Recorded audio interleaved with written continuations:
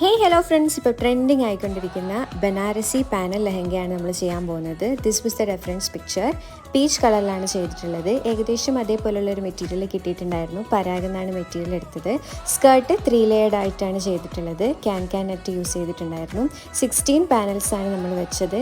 നല്ല രീതിയിൽ ഫ്ലെയർ കിട്ടുന്നുണ്ടായിരുന്നു. പിന്നെ ടോപ്പ് മിനിമൽ ആയിട്ടാണ് ചെയ്തത്. ഷോള് നെറ്റിലാണ് വരുന്നത്. So let's see the dress.